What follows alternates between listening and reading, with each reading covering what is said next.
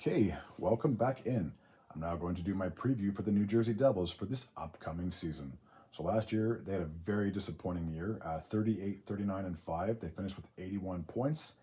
Their home record was 17, 21, and 3, and their away record was 21, 18, and 2. So they had an above record away from home and a below record at home. So for the Devils, obviously a very disappointing 23-24 campaign, considering the season before that, just 2 years ago, they made the playoffs.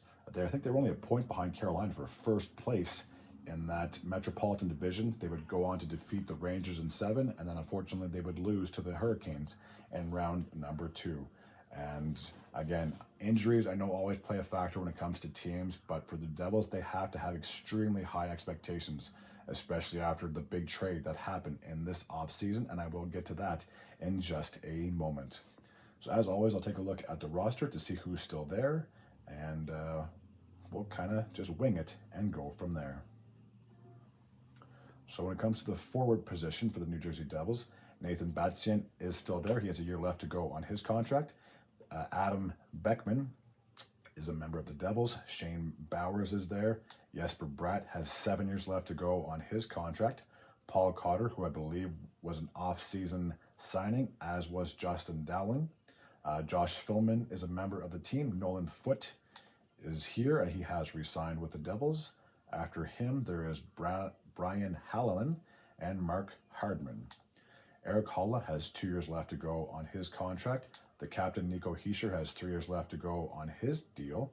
I believe Alexander Holtz either hasn't been signed or he's gone elsewhere, because he still technically had a year left on his contract, but he's not on the list. So whenever I get to the teams that I have yet to talk about, there's a good chance his name might be on that list. Jack Hughes has 6 years left to go on his contract. Samuel LeBurge is a member of the Devils. Curtis Lazar has a year left to go on his contract. Nathan Legger, I believe, is also there. Curtis Mackerman is a member of the Devils. Why is Michael McLeod not there? I'm pretty sure he's supposed to be there.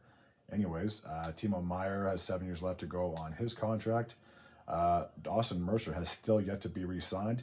I'm sure there is like a cap issue there, but I'm sure once they can figure out a dollar figure for Mercer, and I'm sure once his agent figures this out, then they'll be glad to get it done, because he is a very important piece to this Devils core moving forward. Thomas Nosek is no longer a member of the Devils. Andre Palat is there. Ryan Schmelzer is a member, as is Cam Squires. Chase Stillman is there. Thomas Tatar has come back. Dylan Wendt is there, and so is Max Willman. Chris Tierney did not re-sign with the Devils. Now I'll take a look at their defensive group. So Kevin Ball was traded to the Calgary Flames, and I'll get into who he was traded for. So he is no longer a member of the Devils. Nick DeSimone has re-signed.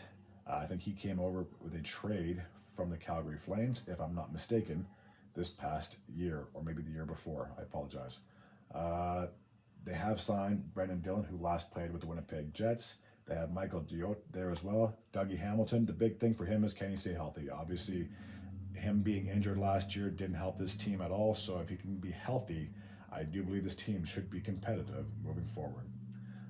Santeri Hatakka is a member of the Flames. Luke Hughes is going into the last year of his contract, so I'm sure he'll be looking to get his extension done during the season. Jonathan Kovacevic was signed in the offseason from the Montreal Canadiens. Daniel Misiol is a member of the team. Curtis McIntyre, I believe I just talked about him. He is coming back, I'm pretty sure. John Marino has left New Jersey. Simon Nemec has 2 years left to go on his deal. They have signed Brett Pesce from the Carolina Hurricanes, so I'm sure that will help on the right-hand side.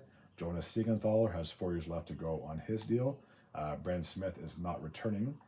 They also have Topias Valen and Colton White round out the defensive core for the New Jersey Devils. Now we'll take a look at the goaltending tandem. So Jake Allen was acquired in a trade last year with the New Jersey Devils. He's coming into the last year of his contract. They also have Tyler Brennan, Nico Dawes, and Poulter. So I'm not sure if Akira Schmid was acquired by someone else, but Kakinen is not there either. So there's a good chance both those guys possibly went elsewhere. But their number one guy is not going to be Jake Allen. It is going to be Jacob Markstrom, as he was traded in the offseason from the Calgary Flames to the New Jersey Devils for Kevin Ball. So moving forward for this team, especially for this upcoming season, they should be competitive. They should get back in the playoffs. I think the expectations in New Jersey are through the roof, especially when you get Jacob Markstrom. Like, he'll be there for many years, I'm sure, to come. And once he resigns, of course. But I believe the Devils are definitely playoff bound. I'll even put them back in the top three of that Metropolitan Division. The only other two teams that I would lock in as we speak would be the New York Rangers and the Carolina Hurricanes. Outside of that, I think the Devils have the best chance to get that third spot. They should be better than the Islanders. They should be better than the Penguins. They should be better than the Flyers. And again, I believe the playoffs should be on the horizon for this upcoming year, especially since they were so successful just 2 years ago, had a hiccup last year. But I truly believe that they should get back into playoff format this upcoming season. All right, that takes care of my preview for the New Jersey Devils for this 2024-25 campaign. As always, if you're new to this channel and you like this type of content, feel free to hit the sub button. I'd be very grateful and very appreciative. Until next time. Oh, and as always, before I let you go, I should mention that they did have the 10th overall pick in this year's draft, and they would draft Anton Soleyev, a defenseman out of Russia, Ninzi Novgorod, if I'm even possibly in the area of pronounce that name correctly. But anyways, as always, take care.